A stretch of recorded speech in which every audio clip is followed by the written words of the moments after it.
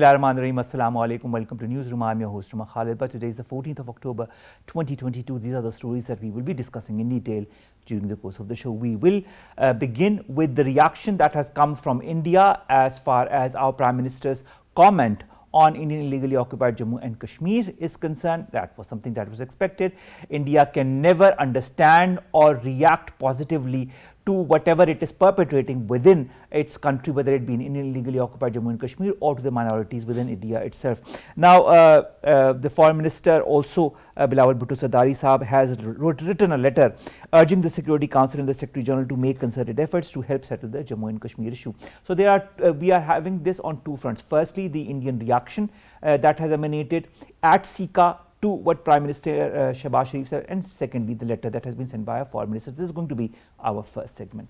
Our second story of the day concerns the developments as far as the Russia-Ukraine crisis is concerned. We are in day 233 of that crisis. A lot of developments have happened, whether it be in the form of more warlike situations emanating there, whether it be Turkey that might play an important role as far as somehow disseminating this tension is concerned, because Russian President Vladimir Putin will be meeting Recep Tayyip Erdogan for talks in Kazakhstan. Let's see how all of this bodes along. This is going to be our second segment. Then we will be talking about the flood situation in Pakistan. And of course, on the one hand, we've got countries such as United Kingdom that are increasing its aid, 10 million more aid that has been given to Pakistan for life-saving humanitarian aid. And on the other hand, we've gotten the United Nations officials that say that the pledges that have been made as far as helping the flood victims in Pakistan are not translating entirely into the aid that the United Nations was expecting. $816 million pledges have been made in the latest United Nations attempt to help Pakistan, but the countries are either reluctant or have not yet submitted the aid to help Pakistan. This is going to be our third story, and then we're going to talk about United States, North Carolina, where there has been a shootout and there has been a manhunt to find the killer of those who were killed.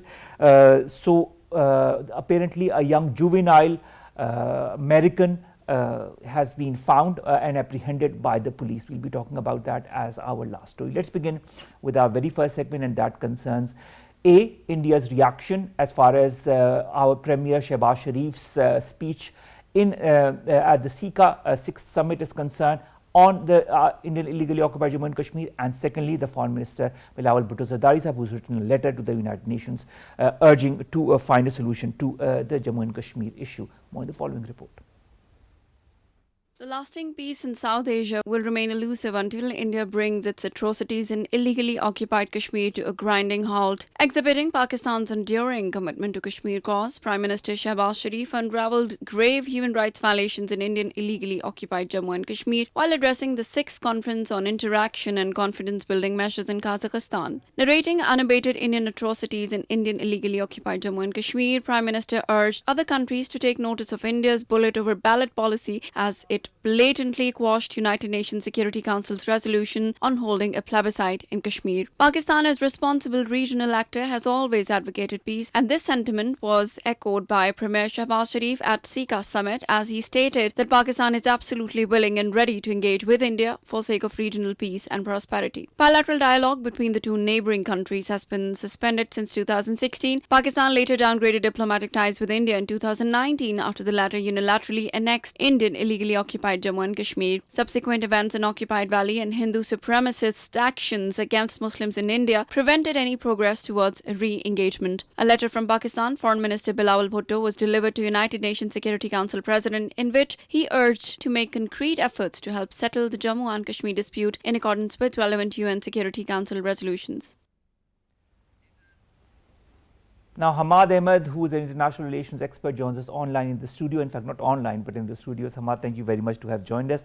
Ahmad, when you look at Pakistan and India, when you look at India and illegally occupied Jammu and Kashmir, Pakistan has time and again highlighted the issue on different fora, whether it be at the United Nations General Assembly or whether it be at other fora, SCO and others.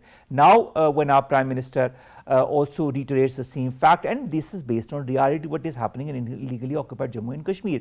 The Indian side, as usual, reacts as it has always reacted in the past. Why can't India introspect and instead of fueling barbarities and racism and hatred for Muslims and other minorities in India and the Kashmir region, find a solution? Thank you so much, Umar, for inviting me to talk on a very, important topic, vital topic for this region, not only Pakistan and India, but it's for this region, for the people of more than 150 billion, it's all about. Unfortunately, that though we call India elder brother because of its huge, territory, although I would appreciate our Prime Minister, who is at the moment in Astana, talking about a CICA and offering. He's back.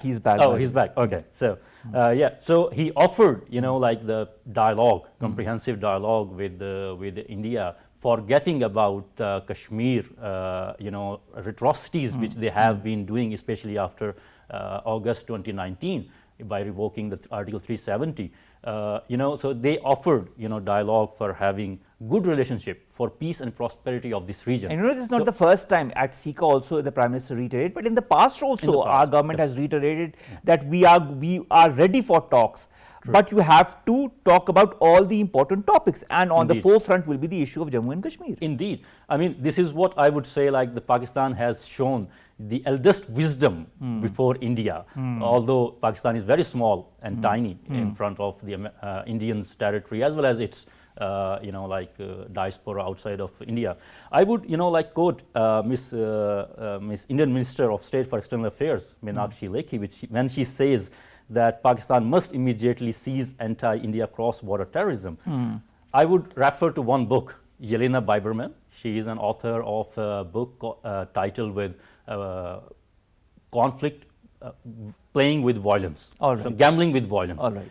And she mentioned that Kashmir is the territory which is the most dense military area in the world. 900,000 plus troops. She mentions that there. For 10 citizens, there is one soldier. And then she, in that book, she, after visiting that area, she interviewed a couple of people, militants, army people, and then she said that India rather, sponsored non-state actors for terrorism in the region. And she even mentioned one, military person from Indian part who says that they tried to hire, Kashmiri so that they can infiltrate in these, the freedom fighters, and then they can, and that person should, play for Indian military's role in that, circle. So, this is what we have to build in.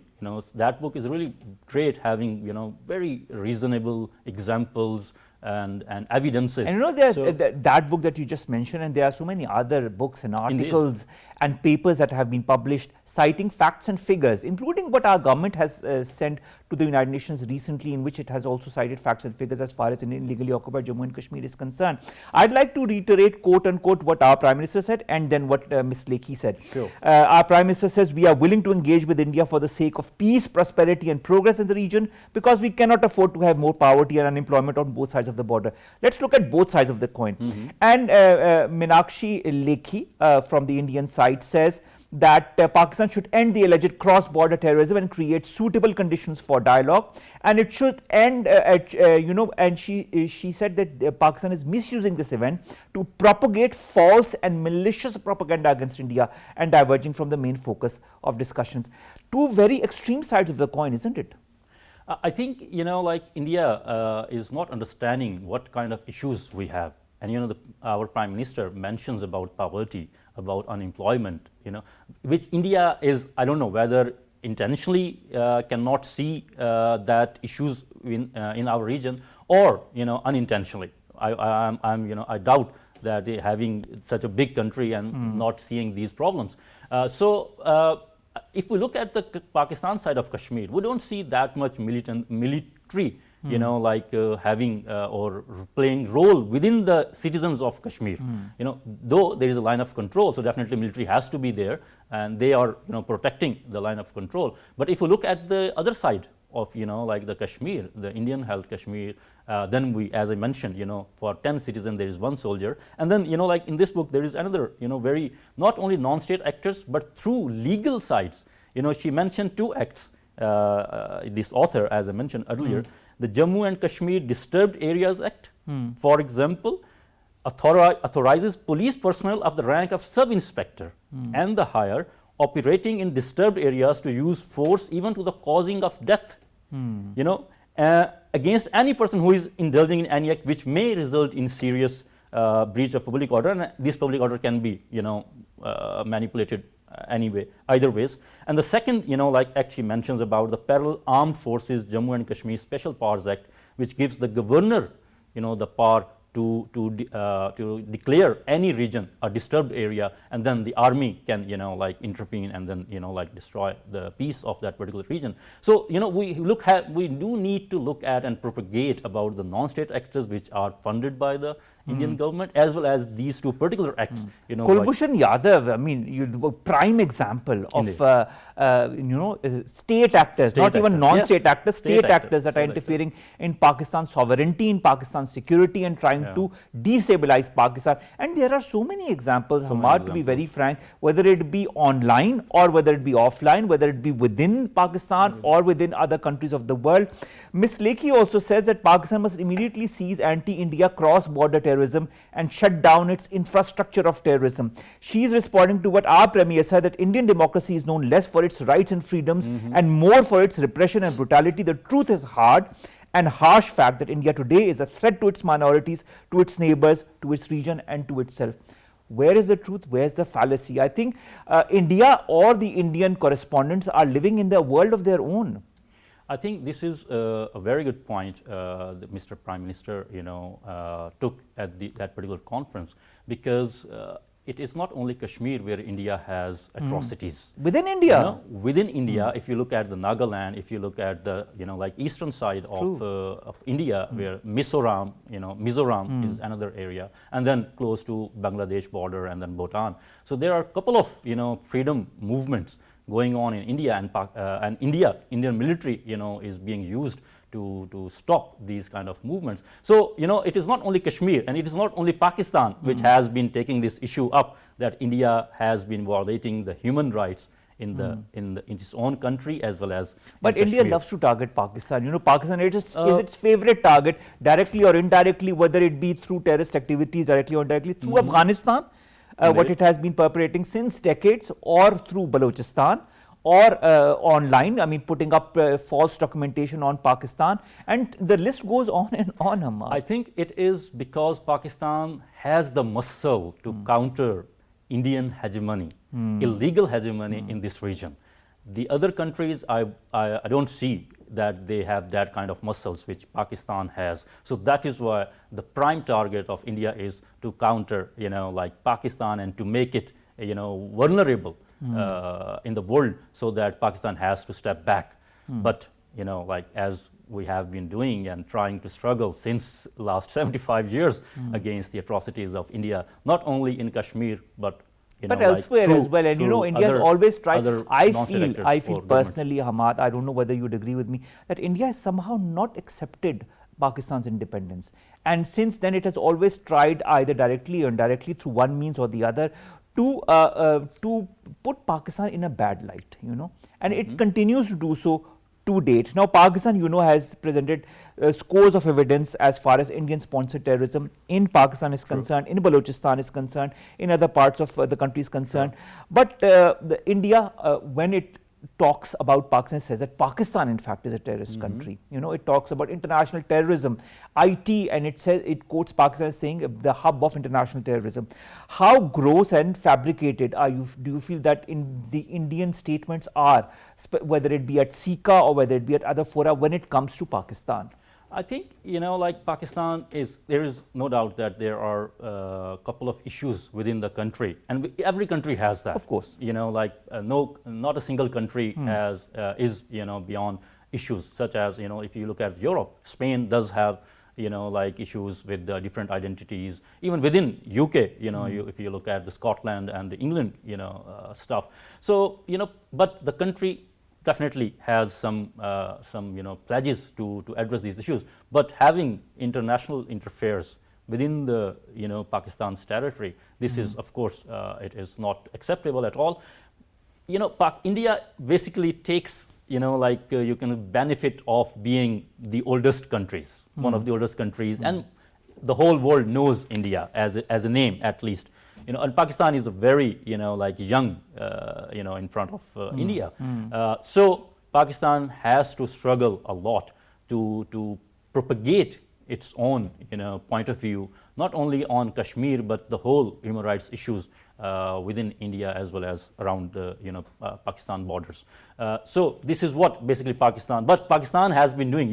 If you look at Pakistan 75 years and India 5,000 years, so then Pakistan is showing really great. Yes, but despite that, what the least that India could do is introspect and look at all the barbarities that it is perpetrating to the Muslim community, especially in the held valley of Indian illegally occupied Jammu and Kashmir or within India, and then to the Sikhs, to the Christians, and the list goes on, even to the Hindus of those Hindus that are of a lesser caste than the Brahmins. Now, Foreign Minister Bilawal Bhutto Zardari Sahab has written a letter to the United Nations Security Council President Michael Blanc of Gabon that was presented through Munir Akram Sahab, who's Ambassador of Pakistan to the United Nations, that also talks about these atrocities in the illegally held occupied Jammu and Kashmir. Then there was the joint presser with the German and the Pakistani counterparts that was held recently, to which also India reacted. A lot of international recognition to what India is perpetrating in the held valley is happening. But do you feel that those statements, those reports would translate in any time or any way or any form whatsoever into some kind of pressure tactic on India or action? I think yes. We do have to, use every kind of means to pressurize India for stopping human rights issues, abuses in Kashmir and elsewhere, referring to Pakistan's internal security threats or external security threats. So, even statements, meeting with foreign delegates, bringing issue up on a forum like, CICA. And then, so this is what I think Pakistan has to do, and it has been doing. And then the international, actors, I think they need to play, big role here. They should come up and then play that role, and they should think that it's a region of more than 150 billion, population, and the region which has nuclear arsenals, the region which needs international, attention, not only about the climatic, issues within this region, but also the humanitarian issues, vice versa, one way or the other. Hammad, final question. Do you feel the world is too engrossed in the Ukraine-Russia crisis, or in the fact that it wants to establish good economic relations with India? That is the reasons, those are the reasons why there is no proper action being taken on the kind of barbarities India is perpetrating, because if Russia does that or any other country does that, the whole world unites as one. Why not in the case of India? This is the concept of having economic relationship with India and then prosperity, trade between international actors or the big countries and India. I think they don't look at that. If you don't have economically stable countries or population, if you have poverty in this region, what kind of economic relationship you can have, or if you don't have even population due to the various violence going on in the country. So the international actors, they should bring, as they know that the human rights as it's their priority, and then the rest of the things. If there is no human, there is no economic, political, or social stability in any part of the world. All right. Well, let's hope that some kind of solution comes. There are so many problems in the world, whether it be Indian illegally occupied Jammu and Kashmir, whether it be barbarities on Muslims and Sikhs within India, whether it be Palestine, whether it be Ukraine. The list goes on, but the fact remains that the world needs to understand that the only way it can prosper as one unit is when it looks towards all the issues that plagues it and finds a solution to it. When the world is looking at just and equal, status for everyone. All right, who lives let's in this hope world. that day comes sooner Yes, than we do. later. Thank you very much, Hammad Ahmad, Thank you international very much, affairs Omar. expert, Thank who you have so joined much. us, who have talked to us about this very important issue of an illegally occupied Jammu Kashmir in the context of what happened at CICA and also the letter that has been sent to the United Nations Security Council President. Thank you, sir. Thank you very much. Let's come to our second segment that concerns the Ukraine-Russia conflict. We are on day 233 of that very conflict. A lot of developments have happened, whether it be increase in tensions, whether it be some kind of solution that might emanate during a meeting between Vladimir Putin and Recep Tayyip Erdogan. Let's see what happens. More in the following report, and then we'll return with a detailed analysis on it. Amid Russia's wide-ranging missile barrage on Ukraine and nuclear saber-rattling, the war in Ukraine is entering dangerous phase. Three-quarters of 193-member General Assembly of United Nations voted to condemn Russia's attempted illegal annexation of 4 partially occupied regions in Ukraine and urged countries not to recognize the move. More than 50 Western countries met in 2 days of meetings at NATO headquarters in Brussels to pledge more weapons for Ukraine, especially air defense systems, after Russia launched its most intense missile barrage since the war began. During a recent interview, U.S. President Joe Biden has said that Russian President Putin is unlikely to use tactical nuclear weapons in the war with Ukraine, despite earlier statements by his Russian counterpart to utilize all the means at our disposal to defend our land. Rekindling hope of diplomatic breakthrough, the President of UAE, Sheikh Mohammed bin Zayed Al Nahyan, called for dialogue, negotiation and diplomacy among all parties to end the war in Ukraine on a visit to Russia for talk with Russian President Putin. President Putin expressed Russia's appreciation for the UAE's efforts in playing a key role in the prisoner exchanges between Russia and Ukraine, saying they are a testament to its readiness to support mediation efforts. Putin and Turkey's Recep Tayyip Erdogan met in Kazakhstan, and Russian officials said that they were open to hearing proposals from Turkey about hosting peace talks involving Russia and the West. Now, 233 days have passed since the crisis began between Ukraine and Russia. In the middle, we thought there might be some kind of a solution because there was a negotiated process that started between the two sides. But neither of the round of talks ended in some kind of a success, although the second round of talks we thought might come up with a logical conclusion as far as a negotiated settlement of the issue is concerned. Nevertheless, Putin is to meet Erdogan. And they will be discussing the issue. Let's see where all of it goes. On the other hand, Kherson residents are also being told to evacuate and then move to Russia. The Ukrainian president says that more and more, incursions are happening from the Russian side, and that the world needs to be more strong as far as the reaction towards Russia is concerned. Where is all of this going? Will there be any end to it? Because the whole world has been affected by it, whether it be economically or strategically or politically. We've been joined in the studios by Dr. Shabana Fayyaz, who's a foreign affairs expert, to talk more about that. Dr. Saiba, thank you very much to have joined us. Dr. Saiba, 233 days passed, but the conflict doesn't seem to end. Who is benefiting from all of this? I think who is benefiting is the major actors, and whether it is on the Russian side and more importantly on the Western side. Okay. And the sufferers are the people. And they are not only the people of the Ukraine who have been displaced, but also the people who are neutral in a way, and who have been, part or a sort of a silent spectators of the war. And even the ones who are fighting from the Russian sides, they are also started having the casualties. Dr. Saiba, the latest spate of attacks that we've witnessed as far as the Russian side is concerned on the Ukrainian cities is said to be one of the deadliest attacks from the Russian end on Ukraine, and it say this is a response to the Crimea bridge attack. Do you feel that this war is entering a new phase of violence? Actually, Khalid Sahab, I think it's there is an escalation to de-escalate. Okay. That is what we use the term in strategic studies. Okay. You are escalating the threshold of the war so that the other side feels that there is a very, very strong threshold that has been passed, and it may lead to a complete destruction or a massive destruction. So the Russian move or the signaling that it might be using the nuclear, the nukes, the nuclear forces on the stand alert. So that is a sort of signaling that may be of very grave emergency signs for the West and the Ukrainian side. So it is, I feel, and the missiles attack that of course the attacks on the Russians where they suffered on land, there has been followed by the massive inhalation strikes, that is then aerial strikes. So the more damage to the infrastructure, the less are the chances of the reconstruction that can be put in place of the areas that have been affected by constant shelling.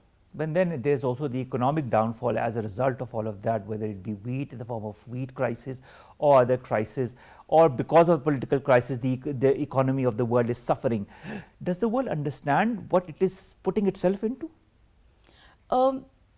To stand corrected, the world means different meanings to different people and the state. Agreed. For us, the developing states who are having the shortage or are going to have more prices of the wheat going up, who have been importing from the Ukraine, and also from the supply source of the oil supplies and others vitals, and then is the Russian, European sides, the Turkey and the others, Middle Eastern countries who have been pushed by the Americans to produce more. Oil, and then is the larger West. So it is, and the Central Asian as well. So it is a sort of having a ripple effects across the world, one must say. And as we all know that the global economy is going into the recession, and we were, not exceptions even in the earlier, we have always been maintaining the less than half. But the West has been hit hard, and specifically the prices of the gas, the inflation, the petroleum things, and the rising cost of living, and even the bread. So people are feeling the pinch. All right. So there is a pressure, I won't say on the US or the Western countries or others to diffuse the war completely. The pressure is to have a negotiated settlement.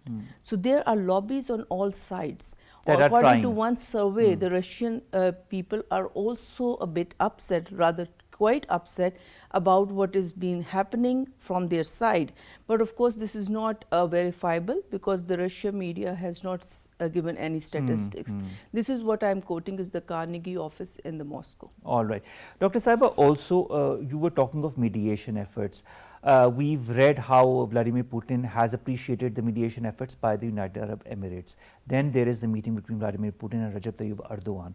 Do you feel countries such as these, also Pakistan to some extent, could help find some kind of a, as you pointed out, negotiated settlement between Ukraine and Russia? Just to put in on the table here, the Turkey has been the one that has brokered the critical deal on the grain, the supply of the grain and allowance from the Russia and the food corridors, and supplies into the rest of the market and the Black Sea passage as well. And that is one of the best examples so far we have achieved.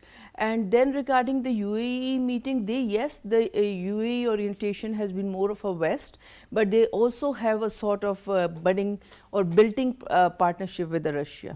So, but I can't see much they can do. Of course, on the diplomacy level, there are always going to be the club of the nations who want a mediation to succeed. Pakistan is also one of those that has, called for. But I don't think so that Pakistan is in a position to be a major broker, in the peace process. Yes, it can be a part of the countries who want to have a peaceful settlement. Dr. Saiba, President Volodymyr Zelensky of Ukraine marked Ukraine's Defenders Day very recently by promising victory over Russia and freedom for Ukraine.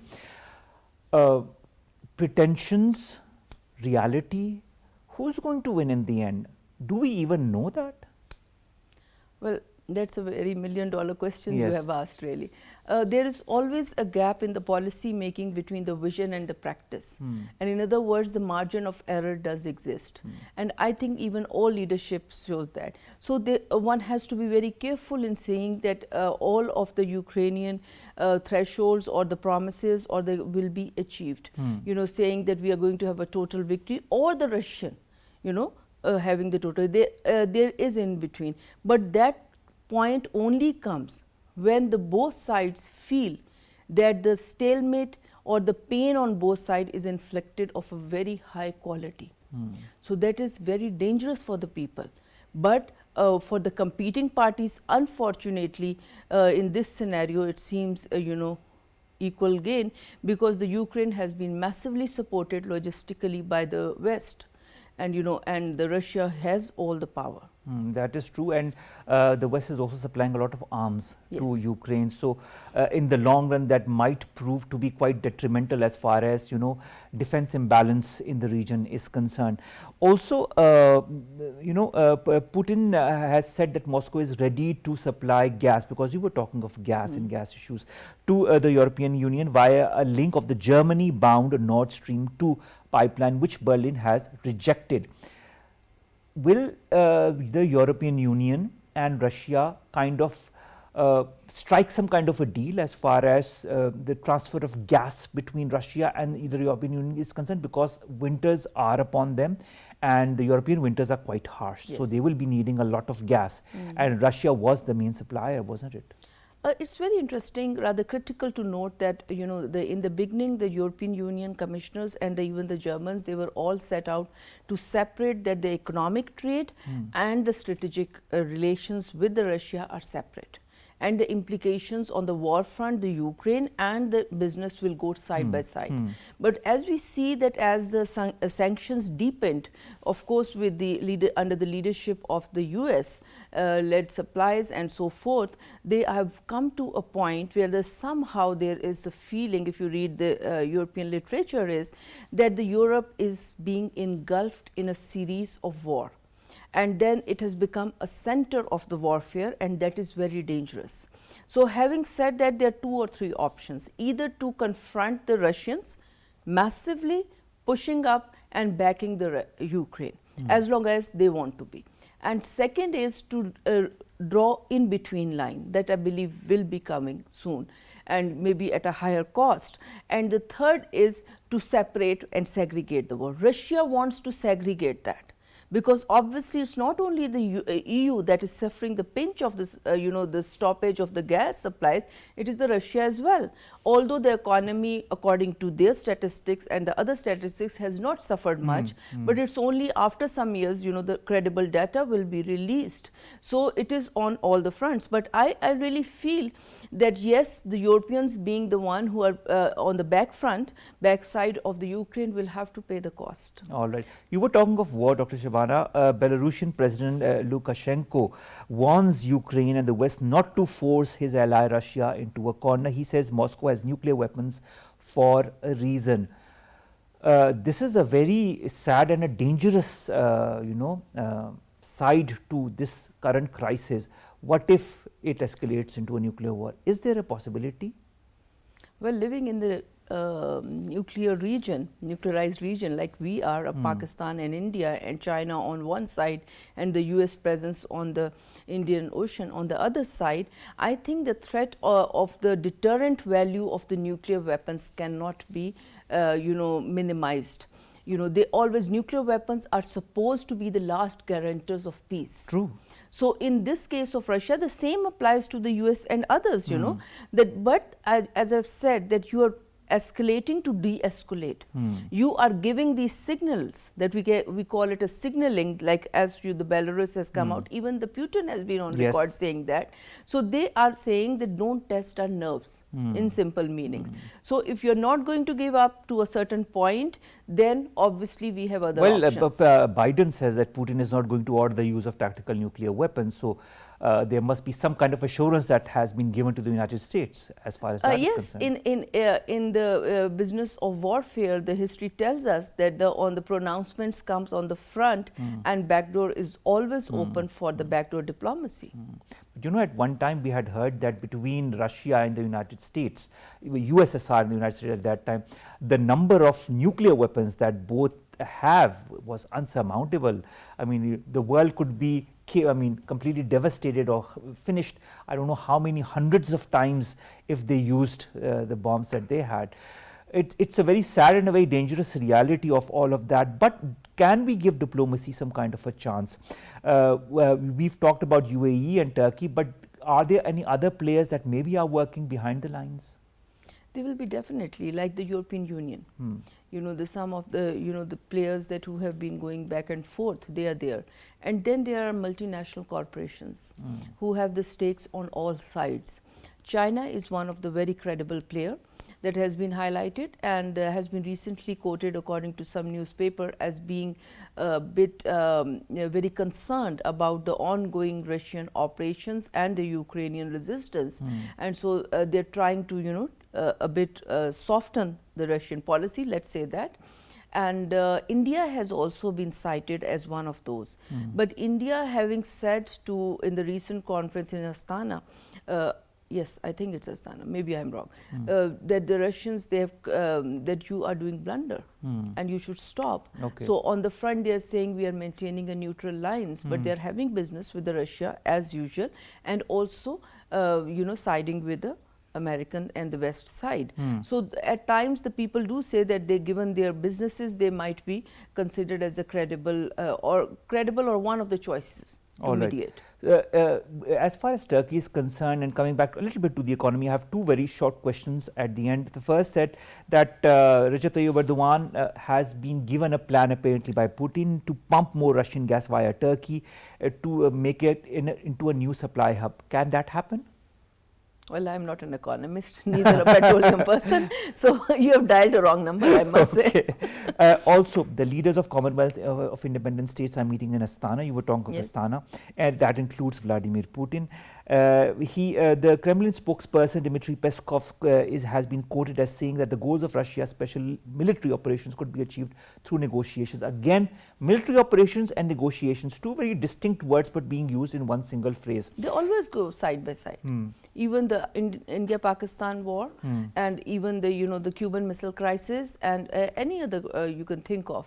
World wars. But I must say that you also must note that in that meetings, the Palestinian president had a meeting with the audience with the Putin, and in that he also said that we don't trust US to be a broker in any peace process, and that was a bit taken by surprise by majority of the readers, because all the peace, Middle East peace, has been brokered by the US between the Palestinian and Israel. But of course, we must understand Palestinians have very justified grievances of not materializing of that peace. That is so true. Dr. Shabana Fayyaz, thank you very much to have joined us. It's always interesting to interact with you and understand the different perspectives of a crisis that has been going on now for around 230 days, 230 plus days, and I don't know how long both the sides will be able to sustain this war-like situation, and the number of casualties is increasing by the day, the number of prisoners are there.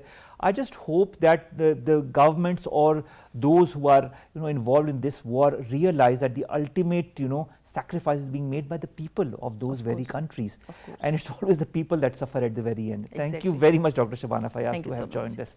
Let's come to our last two segments, ladies and gentlemen. The first concerns the flood situation as far as Pakistan is concerned.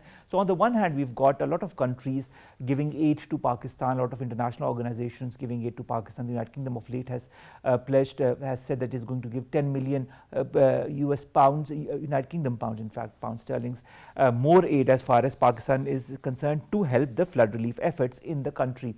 But on the other hand, the United Nations also sees a major gap as far as the pledges and the flood relief aid is concerned. The humanitarian coordinator for the United Nations, Julian Harness, says that aid pledges made by the UN member states towards this flood response this year for Pakistan were not converting into commitment as quickly as they were thought to be a couple of weeks ago.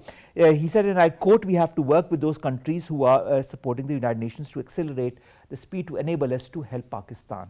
And we have not yet seen enough funding for health, nutrition and safe water. And we are asking those countries and working with those countries that are supporting Pakistan to see more funding in that critical area."